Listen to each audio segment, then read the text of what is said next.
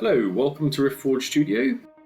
Today we're going to do a video on creating Mars bases, or Martian bases for your miniatures.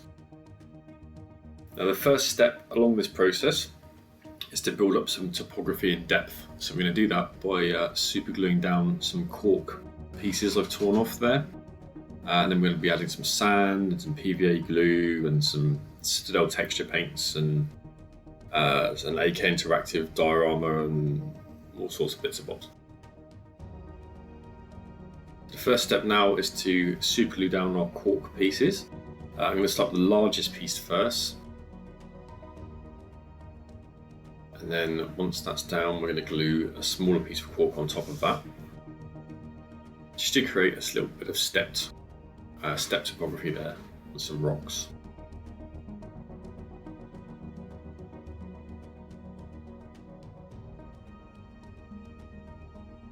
And then we're going to go a little bit on the other side. It doesn't really matter what you glue down here. It's just all about creating some layers of interest.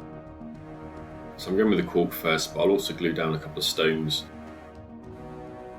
and some other shaped cork pieces. And most of this was bought from Geek Gaming Scenics. They do a good selection of basing materials, as well, checking them out. Just a couple of individual rocks there, and now I'm going to super glue down just one line zone over there. This type of work is not specific to Mars bases either. Obviously you can use this for sandy bases or just a rocky outcrop or anything like that, but it's always a good starting point.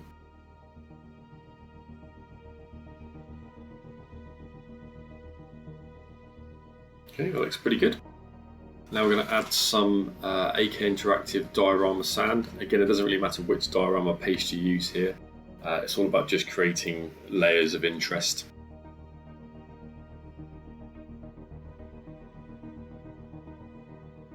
I'm going to use my texture spreader just to add a few blobs of this down, spread it along.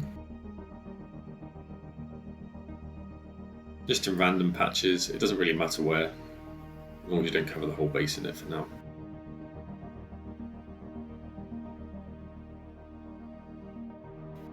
Best to dab it on rather than drag the texture spreader through it and create any kind of artificial looking lines. It will self-level to a certain extent, but try not to leave any obviously artificial marks.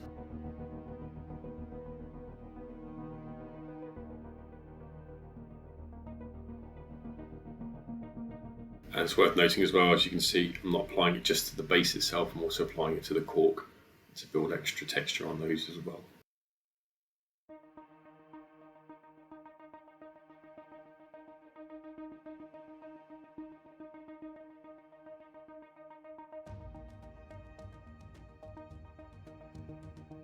That texture paste is now mostly dry. It's not 100% dry, but it's dry enough for what we need to do.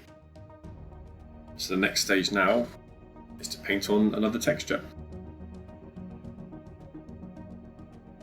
I'm going to go for Martian Iron Earth, which is one of Citadel's technical paints, one of the crackle paints. So this should split into sort of arid, dry looking soil.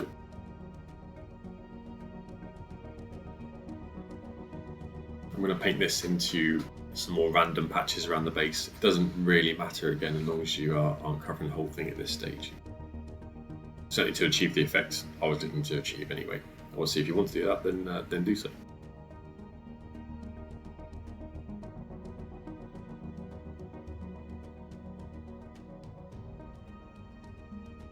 Again, we apply this with the texture spreader because it's handy for exactly this.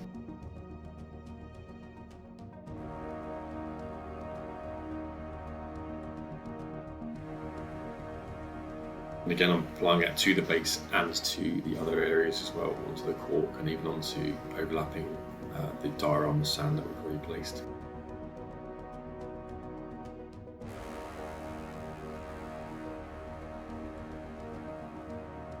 This is all about creating those layers of interest.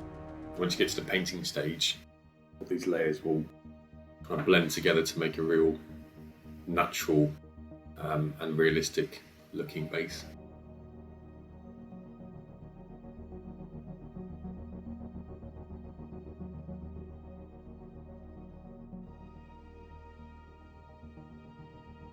Off camera here I've also got a little bit of water which I'm going to thin down some of this product with, just so that it cracks at different sizes, so it's all not completely uniform.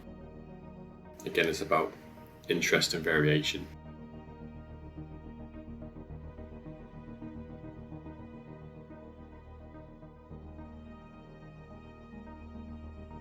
I also decided to do this bit slightly off camera, so apologies for that.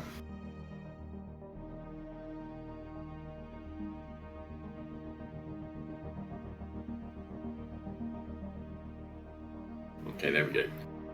Now to leave that some time to dry, I'm going to leave it probably about half an hour, then I'll come back and have a look and see how it looks.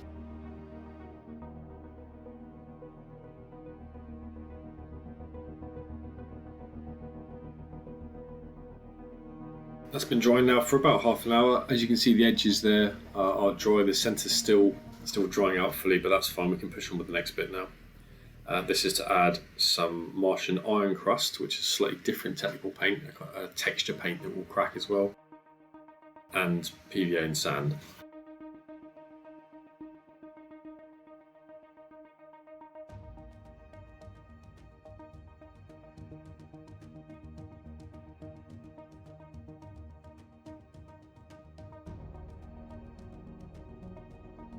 So I'm going to apply this as a thick base, and I'm doing this into the side of the rocks and around the edges. Again, overlapping in some places, but leaving some space for the next stage, which is going to be some good old PVA and sand.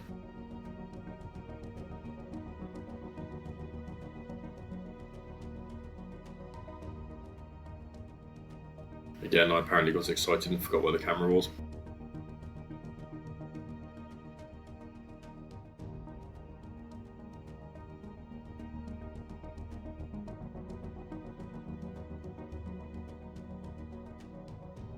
Now that's all in place, we're going to go back to some trusty PVA and sand. I'm not going to dip this as I would normally for a miniature base, just into a pot of sand after applying PVA, because I don't want the sand to stick to all the drying texture paints. So I'm just going to dab in some PVA glue. Some's going to overlap with some of the sand, some's not. But again, we're just creating different points of interest, different layers, so that it creates an interesting final result.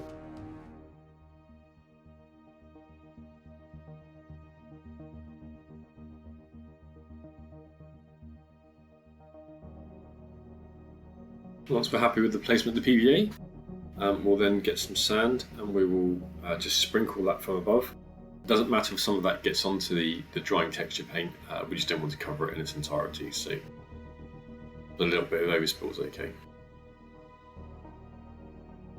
Okay, that looks pretty well covered. Just going to tap the excess sand off now, and then we'll leave that for, I'll probably give that a good hour or so to dry now, just to make sure the texture paints are dried, as well as the PVA. And then it'll be time with some paint.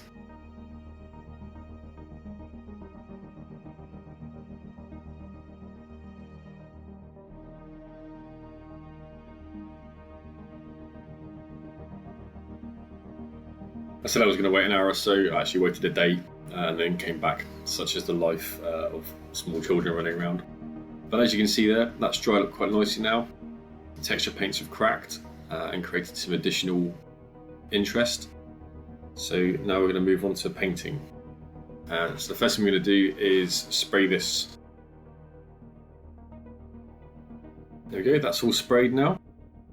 As you can see, spraying it from that one side gives us a natural fade, and that's going to be a very subtle effect, I'll be honest, once the whole base is finished, because we're going to use some opaque products over the top, but it will be ever so slightly noticeable.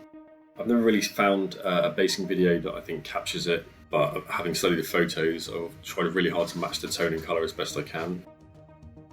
So first we're going to paint the whole base in a mix of Doomball Brown by Citadel and Rhinox Hide by Citadel. That's a mix that's about 90 to 10 in favour of the Doomball Brown, so just a tiny bit of Rhinox Hide. I'm going to water that down slightly just so it flows quite nicely. It's going to provide our base shade.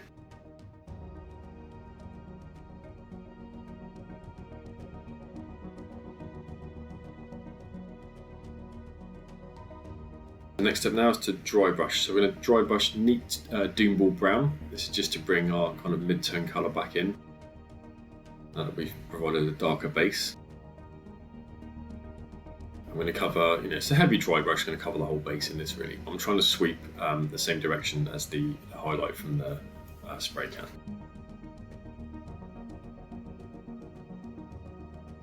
Just want to try and maintain that natural shade as much as possible. Okay, that Doomball Brown's dry. Now we move on to our Goldfag Brown, which is Citadel Dry Paint. This is going to provide us with a decent sized highlight, and then once that's down, we'll then go and do a lighter highlight with a Shabty Bone. First, we're going to apply the Goldfag Brown. Again, I'm always sweeping in roughly the same direction, or trying to approach from the same direction as that initial spray. The lighting here is actually a little bit harsh. This does look a little bit redder in person than it does on camera, but I'll put up a still at the end which will show you the actual tone of the finished base and the proper lighting, and then hopefully you'll be able to see the effect. Goldfag Brown should dry pretty quickly, and even if it doesn't, it's fine. We'll just go straight over the top of the Shabty Bone. I don't think it's going to move it very much. It's just a fine highlight to catch the tops of all these pieces.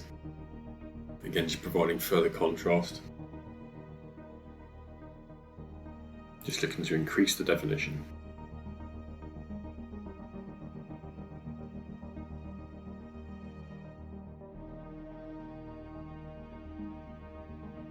I'm going to hit those high areas more than the ones in the centre.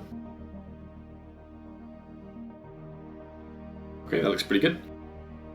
I'm going to move on now to applying some shades. In this case, we're going to apply Reichland Flesh Shade, which will give us a little bit of a different tone, and then we're going to apply some Agrax Earth Shade. I used the gloss here because that's the only one I could find at the time, but I wouldn't use the gloss normally. I would just use the standard Agrax Earth Shade. Targeting the shadows then, we're going to paint Agrax Earth Shade just into the recesses here. Again, it doesn't really matter if it's not the perfect place to put it, just as long as you're hitting the recesses with it, just to push that definition a little bit more. So I'm going around the edge of the rocks here. We're reinforcing that spray highlight we did right at the beginning. Now, having given the Agrax about 10 minutes to dry, now we're going to go in with the Reichland Flesh Shade, and this is just really random patches, just to change the tone, just add some more visual interest to the colour. As I say, off camera this looks a little bit redder than it appears on camera, and certainly at this stage, if you were happy you could stop and use that as a Martian base. I'm not going to. I'm going to move on and do another stage which will involve some weathering powders just to really give that dusty effect. But you could absolutely stop here once this is dry, give it a varnish, and away you go. That's all dry now, and it's time to create a bit of a mess. Whilst filming this, I did knock over my Forge World rust powder, or pretend it didn't happen.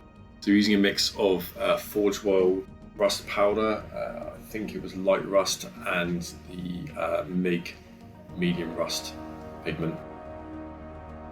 So just dabbing these on, just to get into some random patches so they mix.